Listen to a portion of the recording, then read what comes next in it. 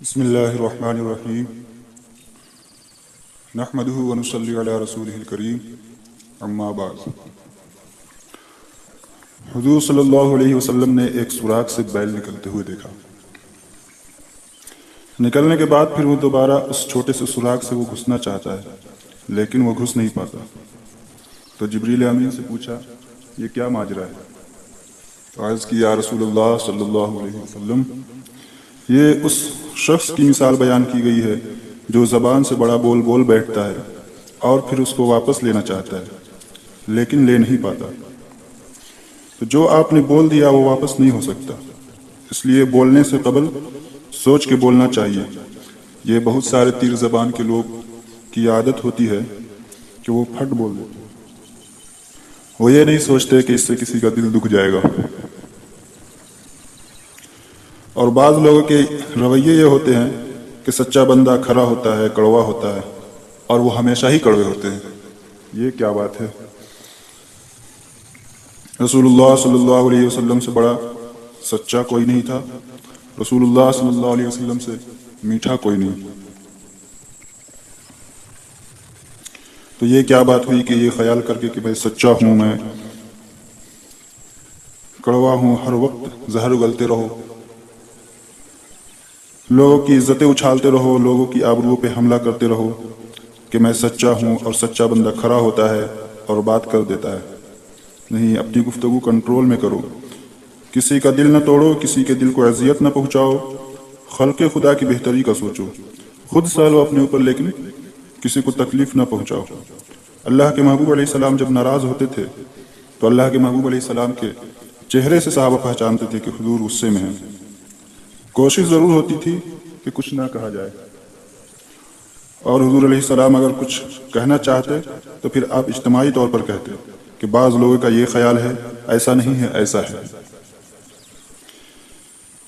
بعض لوگ بھرے مجمع میں ایک شخص کو ٹارگٹ کرتے ہیں، ایسا کرنے سے اس کی عزت ہی باقی نہیں رہتی۔ تو اللہ کے محبوب علیہ السلام ایسا نہیں کرتے تھے۔ جب کسی کو کہنا ہوتا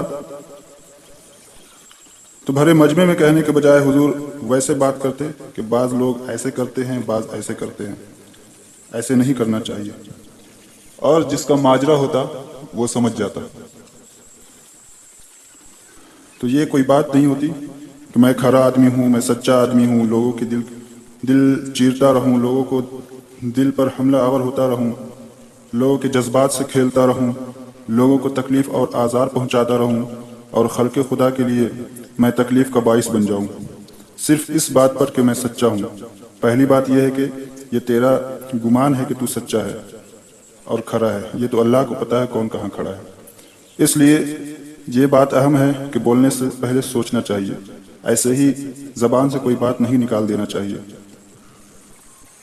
عربی کا ایک شعر ہے، جراحات السنان لہو قیام ولا یلتام ما جرح اللسان، کہ جو زخم نیزوں کے لگتے ہیں وہ بھر جاتے ہیں لیکن زبان کے تیروں کا زخم نہیں بھرتا، کبھی وہ تازہ رہتا ہے۔ اس لیے ہمیشہ آپ سوچیں اپنی زندگی میں کہ ہماری زبان سے لگا ہوا تیر کسی کو گھائل تو نہیں کر رہا۔ اور کچھ لوگ ایسے بھی ہوتے ہیں کہ مر بھی جاتے ہیں لیکن ان کی زبان سے نکلے ہوئے تیروں کی زہر افشائی ختم نہیں ہوتی۔ اور کچھ لوگ ایسے بھی ہوتے ہیں، ان سے اختلاف بھی ہوتا ہے لیکن اس کے باوجود کوئی ایسا جملہ نہیں ہوتا ہے ہماری جانب ان کی طرف سے آیا ہوا جو ہمیں تکلیف دے۔ اختلاف اپنی جگہ ہوتا ہے لیکن جب وہ خیال میں آتے ہیں، جب وہ تصور میں آتے ہیں تو نفرت کے شرارے نہیں پھٹتے، محبت ہی پھوٹتی ہے۔ اس لیے ایسے بن جاؤ کہ لوگ تمہیں سوچے، تمہارا خیال کسی کو آئے تو ساتھ پیار کی خوشبو آنے لگ جائے، نفرت کے شرارے نہ پھوٹے کہ کوئی خیال کرے تو زبان کی برستے ہوئے تیر آنے لگ جائے، تمہاری نفرت انگیز باتیں ان کو ستانے لگ جائے اور وہ تمہارے خیال سے، تمہارے گمان سے، تمہارے تصور سے وحشت کھانے لگ جائے۔ نہیں، خوبصورت زندگی گزارو، اپنی زبان کو کنٹرول میں کرو، اپنی زبان کو قابو میں